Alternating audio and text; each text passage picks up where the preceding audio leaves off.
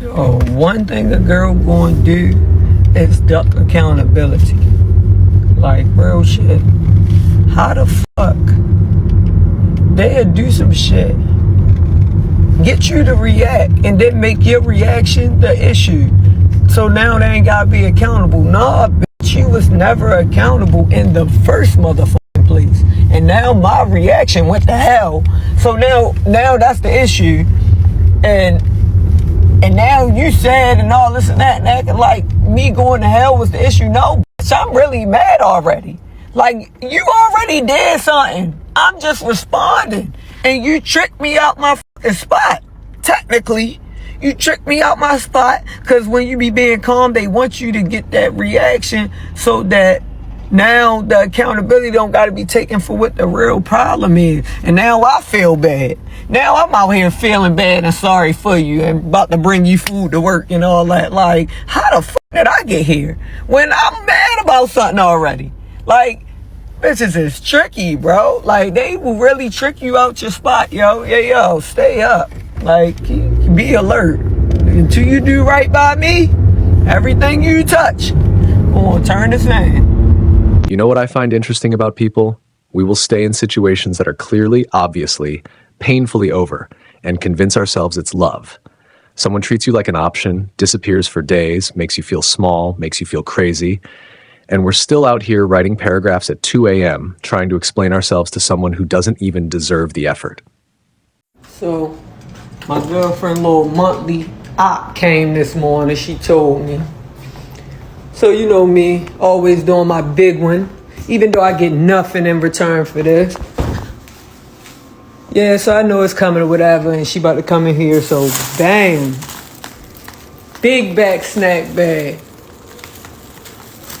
That's Period Appreciation Day right there. And I'm gonna sit and watch all her shows, and I wash clothes, and I folded them, and I put them away. And guess what? She's still gonna be mean as a motherfucker when she come in here. People say love is complicated. And look, I get it. Emotions are messy. Breakups are painful. Letting go of someone you built something with, that's not easy for anybody. But here's the thing nobody wants to say out loud. Sometimes the most dangerous moment in a relationship isn't the arguments. It isn't even the cheating. It's the moment one person decides they're done and the other person decides they're not. That's where things get dark.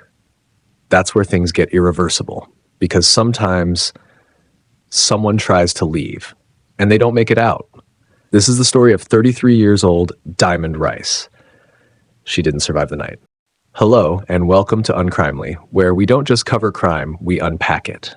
We look at the people behind the headlines, the psychology behind the violence, and the communities left behind when the cameras move on. If that's the kind of true crime coverage you're looking for, make sure you're subscribed, and please keep this comment section respectful. There's a real family grieving this loss. Let's honor that.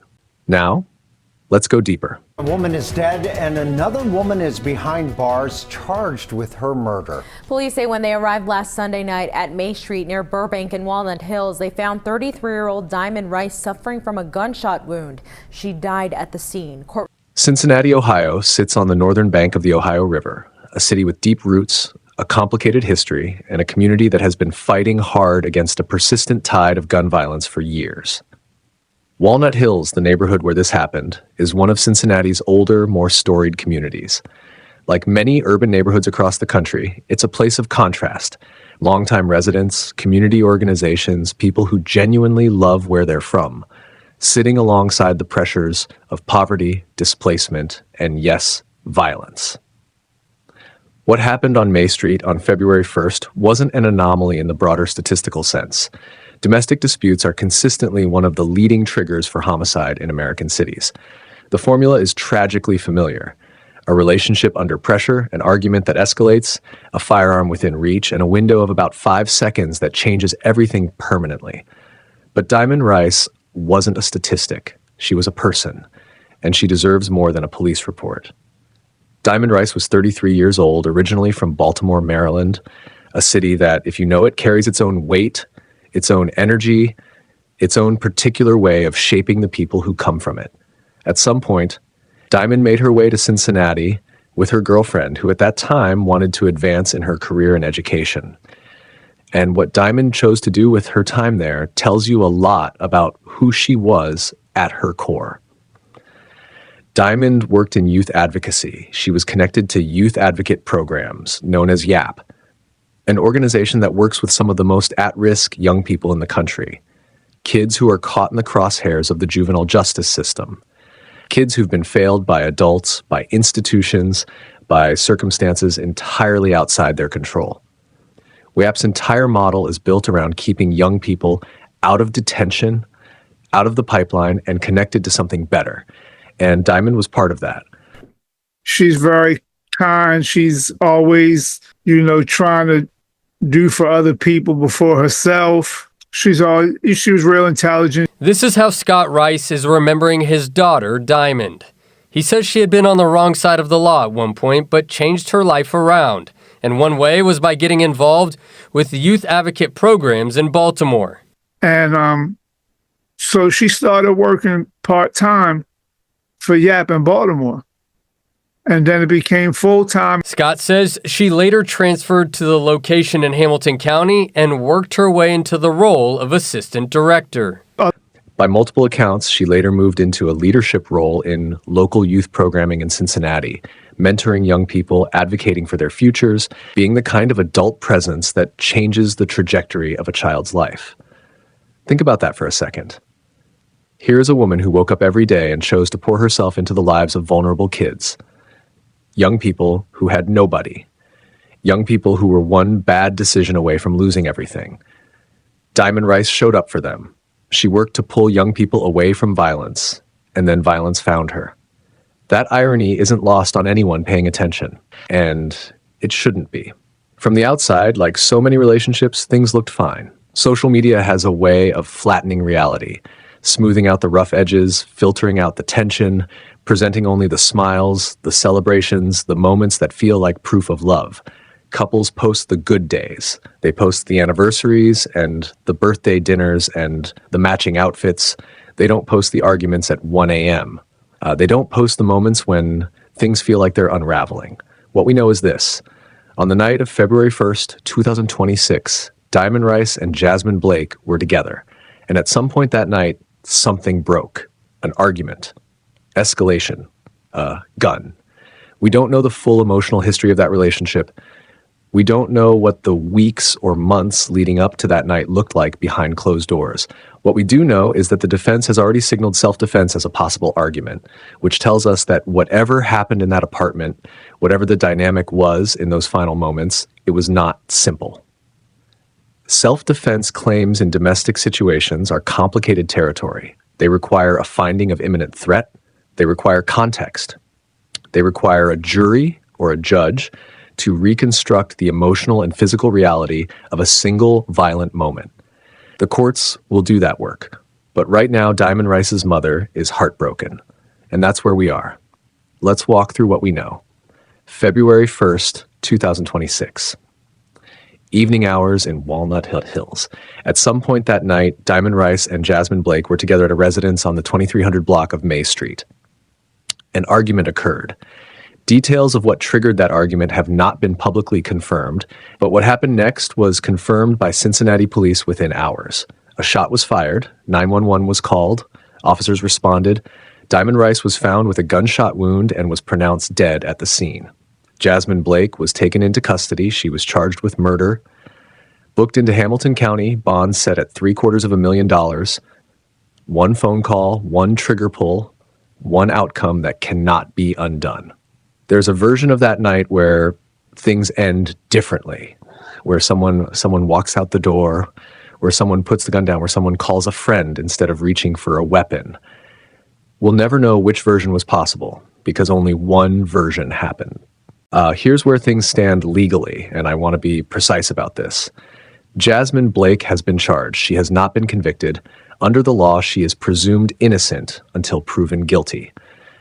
The case is active in Hamilton County, and what unfolds in that courtroom will determine how this story ends, at least legally. The defense has signaled self-defense. That's a significant card to play, and it shifts the question from, did she pull the trigger, which does not appear to be in dispute, to why she pulled the trigger and whether she was legally justified in doing so. The prosecution will argue murder. They secured probable cause. They got the charge filed. Now they have to prove it beyond reasonable doubt. What was the nature of the altercation? Was Diamond Rice the aggressor in that final moment? Was Jasmine Blake in genuine fear for her life? Or did an argument spiral into a shooting that had no justification? These are the questions that a jury will have to answer. And until they do, we hold the complexity of this case honestly, without rushing to a verdict of our own. Back in Baltimore, Diamond's family is grieving. Her mother has spoken publicly about seeking justice for her daughter, a daughter she raised, a daughter she watched grow into an advocate, a woman who devoted herself to helping other people's children while her own mother prayed she'd stay safe. A vigil was held in Baltimore to honor her memory. Friends, family, people who knew her from before Cincinnati, people who understood who she was before the headlines. And in Cincinnati, the community that knew her through her work, the young people she mentored, the colleagues she worked alongside, the at-risk kids who won't ever fully understand what they lost, they're processing this too. There is something particularly shattering about losing someone who had dedicated themselves to preventing exactly this kind of outcome. Diamond Rice understood, probably better than most, how fast things can go wrong.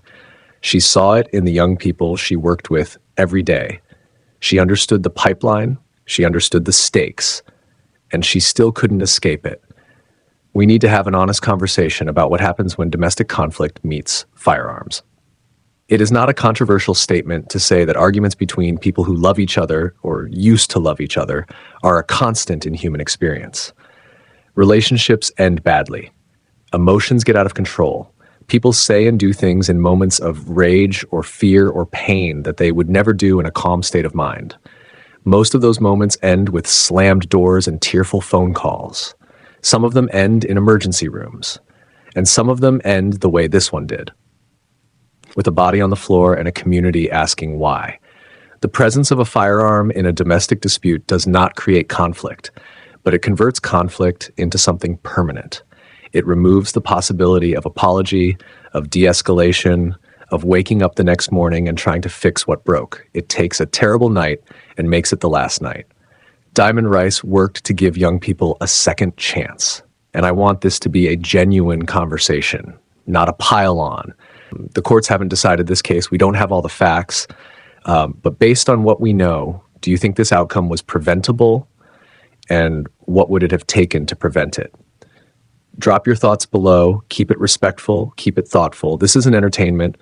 This is a real woman, a real family, a real community. Please treat it that way. Diamond Rice was 33 years old. She came from Baltimore. She built a life in Cincinnati. She chose every single day to show up for young people that the world had largely forgotten about. She chose advocacy over indifference. She chose presence over absence. She was the kind of person this world needs more of. And on a Sunday night in February in a neighborhood she called home, that life was cut short in the span of a single moment. The legal process will run its course. Jasmine Blake will have her day in court. The truth, whatever it is, will be argued, examined, and eventually ruled upon. But Diamond Rice's mother already knows how this ends for her family, and no verdict changes that. The little genius. I always could talk to her. Very strong, very beautiful, resilient. Who wouldn't be proud of somebody who do that, who want to help somebody else, when she the one know how to help them? To Diamond's family, we see your grief, we honor her memory, and we hope that whatever justice looks like in this case, you find some measure of peace on the other side of it. Love should never become lethal. It should never come to this. This has been Uncrimely. Stay curious, stay compassionate, stay informed.